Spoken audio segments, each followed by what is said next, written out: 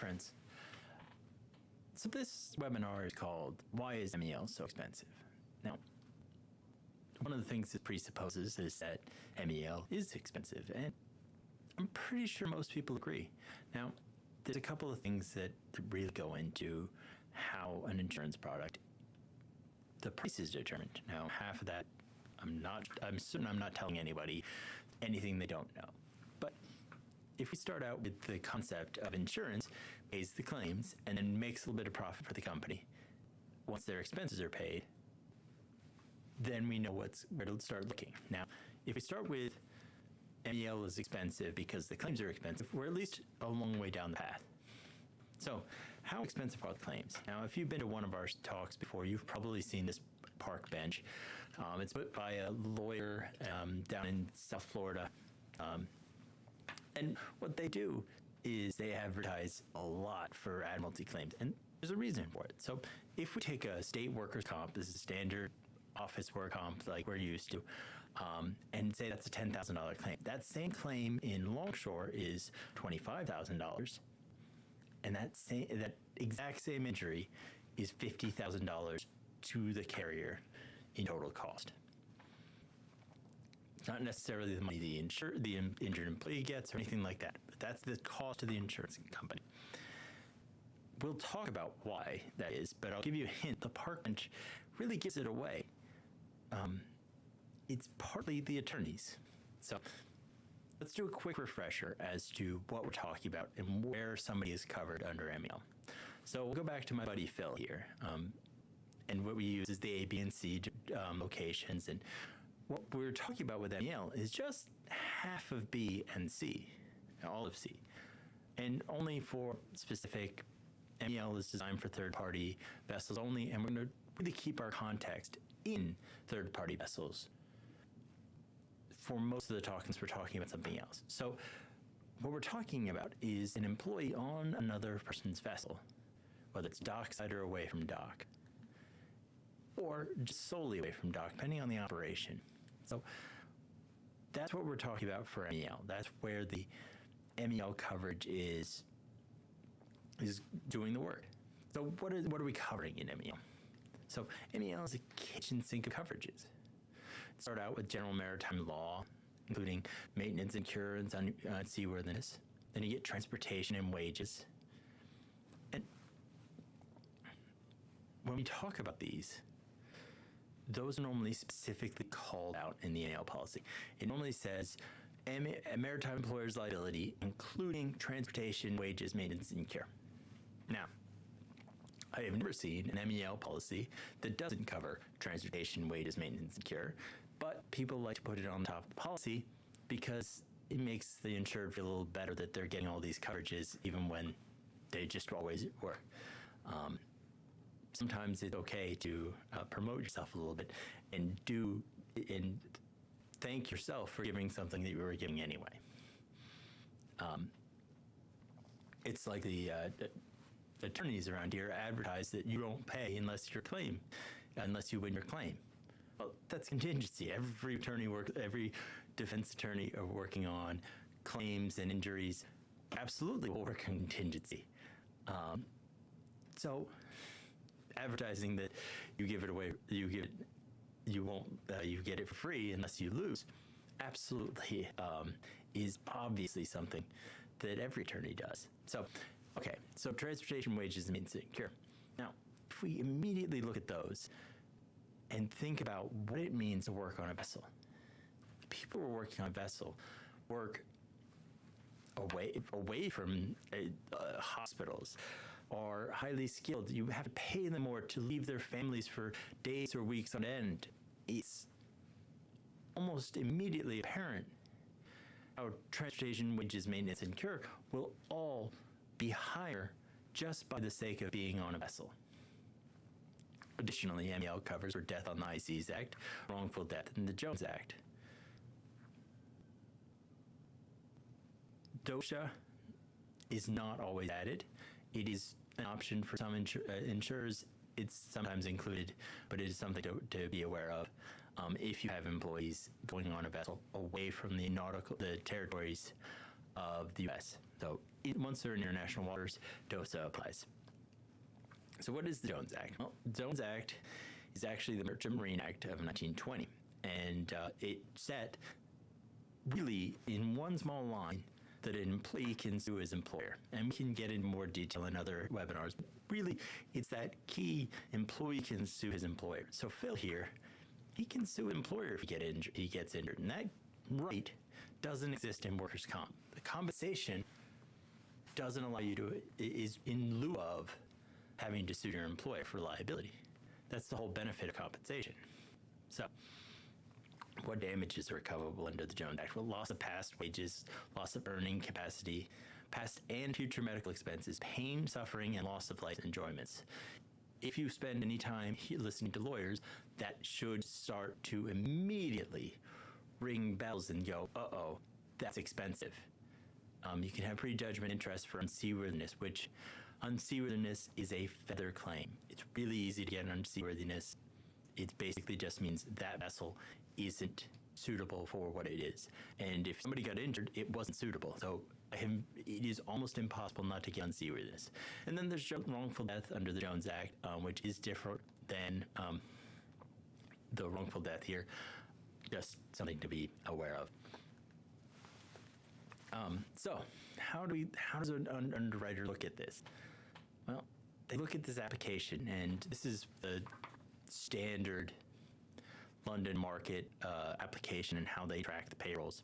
And for most of this, the payroll is the rating basis. For most MEL policies, it's not exclusive, but they have to try and figure out how to charge based on something. So they look at these, and they notice that Jones Act and LSHWA are payroll types. Well, what does that mean? What's Jones Act payroll versus Longshore and Harbor Workers Act? I don't know why London calls USLNH LSHWA, but that's what it is. So I've seen different interpretations on this one. Sometimes I see it as the Jones Act is only the payroll of employees that are over 25% on vessel. I've seen it as only the payrolls of away from dock employees. I've seen it only the proportion over 25% of away from dock employees. I've seen it for most any different variation of how that can be interpreted. And oftentimes between underwriters and brokers or agents, it is lost what the original intent of the meaning was between the two. So they look at it and say, oh, well, okay, this is what I meant. And the underwriter looks at it with a different intention. It's why, partly why LIG has our own breakdown. We break the payrolls down in State Act, Longshore, Dockside, away from dock, and then a total for current and next year. Next year in our application means the year under coverage that we're quoting. Current year is the expiring year. And even this, only 8C and 8D really actually count towards what the MEL underwriter is looking at because of the on-watercraft. Now the other ones contribute and have a secondary influence, but really the whole plan is to work from the total and work backwards and look at the dock side and the away from dock, and then looking at are any of the employees over 25% of the time, and then breaking down that proportion. Now, with that, you can really triangulate and look at what the exposure is. But in order to rate it, the underwriters have to have a lot more information in this, but they have to work with a rating basis. Most monoline markets, so the London market, the domestic market, as long as it's not on the back end of an NCCI or comp longshore policy, it generally does not have any filed rates. There was one monoline market that had filed rates. They have stopped writing MEL, that I've seen at least. I'm not aware of anybody else who's doing it without having to. It seems kind of like a lot of extra effort to file rates when you don't have to. There's no place where it's required to be filed with. So it's really a gut feeling. It's how does the underwriter feel about it? So what do they look at? Well, they look at 8C and 8D for the rating basis, and then they try and figure out the rate from there. Well, description of operations is a big part of that. you get an idea as to what the insured is doing, and then you can think about historical classes, things that make a risk better or worse due to the description of what they're doing. That narrative is really key. It really helps to sell the story of what the insured is doing, and the better you can paint that picture in a positive light for the underwriter, the better off the rate's going to be, even if the risk is slightly worse. So what do the rates look like? We have seen 0.5% rate up to 50% rates in MEL policies across our book. Across the book, we've seen so for our work on Longshore book, we tend to review other MEL policies that come in because we don't need to write them, but we require that they are written for certain insureds and certain criteria. And so we get to review a lot of policies that we didn't write. So we've seen these rate spans, and a 50% rate is pretty heavy. A 0.5% rate is pretty light. But that 0.5% rate was on a very, very large operation. And deductibles were from $2,500 to $25,000 typically. I have seen them well more than that. We had one come in that wanted a $500,000 deductible and a $500,000 aggregate deductible. It's like, well, the first claim is free for the carrier. But that starts to give you a hint as to what they're used to. Well, MEL risks are liability risks. And part of the factor of having a liability risk is that you're going to have less frequency, so these higher deductibles aren't a big issue, but you're going to have more severity when you do have those claims. Looking at some of the stats I've been able to find, and looking at about 100 MEL claims from our book and others that had it was able to cobble together, I looked at it and realized that the average cost of an MEL claim is somewhere in the $150,000 for paid claims, and similarly in the $100,000 for expenses on top of those. And that's just a non-scientific view on these things. Now, all of those are ones where the carrier picked up. When you see somebody having these claims without a carrier, where there's no adjuster to nobody paying the TWMC right away, and you get the unseaworthiness, and we get all the other tack-ons really early, and you have a hostile thing, we have seen uncovered claims get really bad really quickly. So that is something to be aware of. So MEL underwriters have this high risk of big claims really easily. There is no real actual limit to what an MEL claim could be. There have been what it has been, but there's nothing inherently that stops an MEL claim being any less severe than any P&I or crew P&I or Longshore claim. It's just chance, the smaller book size of fewer policies compared to our comp is why we have had fewer of those gigantic claims. But there have been absolutely MEL claims well into the several $1 million in paid.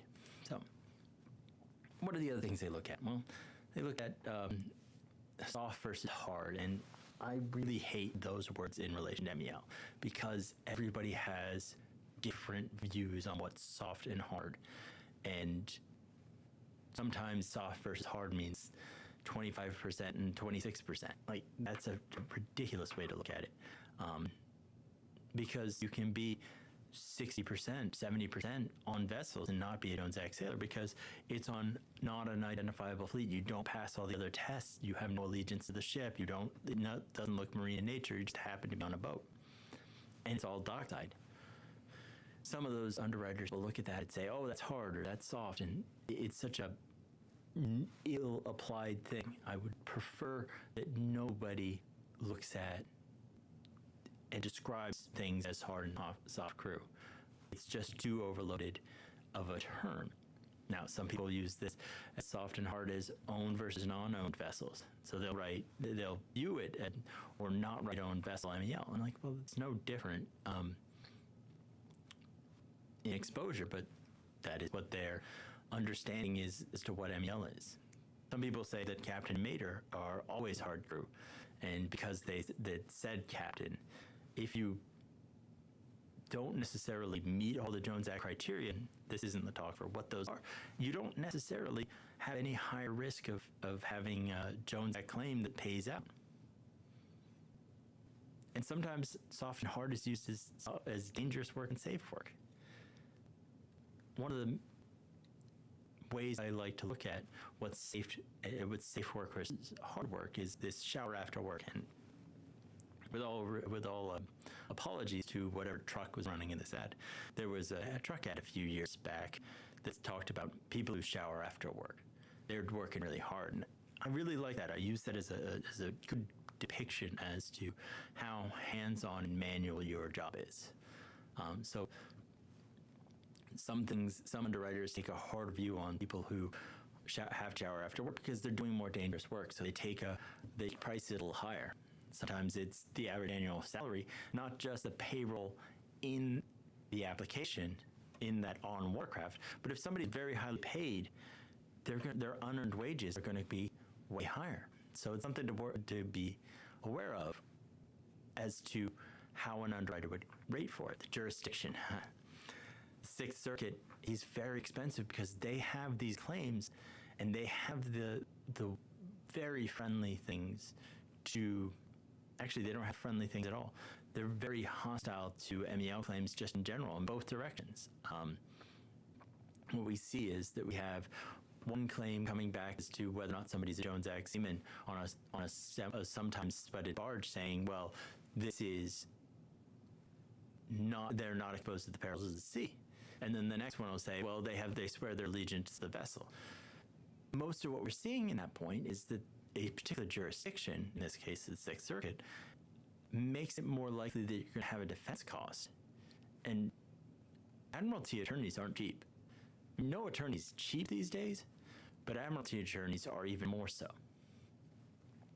So proximity to care, it's one of those things that really is very obvious. If you're close to hospital, if you're working on a hospital ship, that's a safer risk. You can get medical care, and the faster you get medical care, the more likely it is that it's going to work, it's going to be fully curative, and that it will be easy to get you there. And so that's the big thing of how close are you to medical care.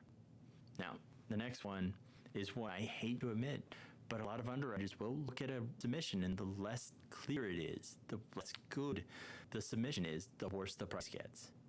If they're having to work harder to understand what the insured's doing and knowing what the risks are, they're going to charge more. And one of the other things that we see as a real reason to rate differently is what percent of the work is dockside. So some underwriters will say that is dockside work doesn't even enter into Jones Act. So they're not going to charge based on it. Well, that's not entirely true. It's not true at all. Unless a vessel is permanently removed from navigation, a vessel is in navigation once it started in navigation. So dockside payroll can really add up and add to your service time, to an injured employee's service time, and create somebody who is a Jones Act sailor that wouldn't automatically be. That 30% rule that we talk about with most underwriters rate on 25% to give them a little bit wiggle room, but the 30% rule that the courts have decided is indicative of somebody who is a Jones Act sailor, or historically has indicated, is only a rule of thumb, even in the court case where they set it. They say, well, 30%, but it doesn't say a proportion or timeline. It's just sort of 30% of whatever. So when you look at dockside work, it is less likely you're going to get Jones Act because there's the Longshore Act right there. But you have this really easy case if you're a Jones Act seaman who's working dockside. So it really doesn't absolutely say which way the claim's going to go. So underwriters are kind of guessing at it. So one of the questions we get a lot, and future Mark will be back here with a little slightly worse camera and to explain to you, answer your questions more about these things. But right now I want to answer the question I know I'm going to get otherwise. and that's double dipping. So 8C and 8D in our application are both things that that Longshore and MEL underwriters will both charge based on. Now, the good news is the MEL underwriters understand when something is more likely to get a Longshore claim, so they charge a lower rate because of all the things we've talked about in the other ones. So even though the same payroll is applied to two different policies, it is applied at a lower rate for the MEL policy. The Longshore underwriters really, most of them are dealing with filed rates where they can't work as much about it. The mutuals, the independents, they can do a little more on that and say, okay, that is likely to be an MEL claim. We'll take the rate off a little bit when they're not dealing with filed rates.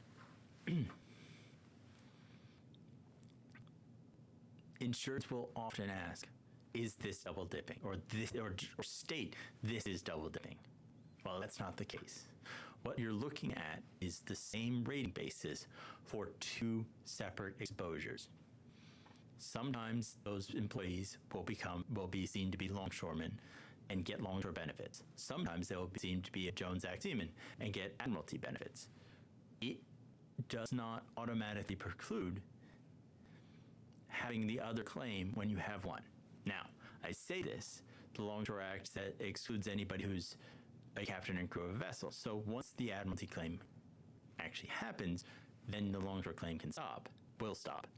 But what you see often is that you have somebody where they have a Longshore claim for a couple of years until they're proved to be Admiralty, and then they have an Admiralty claim. So the same claimant can get two bites at the apple in different ways for different benefits. And the Longshore underwriter can't suddenly come back and say, oh, no, we can't, you got to get back all that money. It's already paid. Those are paid claims. It's just until that point. So what you see is this real opportunity for employees, injured employees, to have benefits in either policy or both policies. Not necessarily at the same time, but staggered. So what you have to do is look at both of them, and both underwriters particularly care about charging the right amount for those.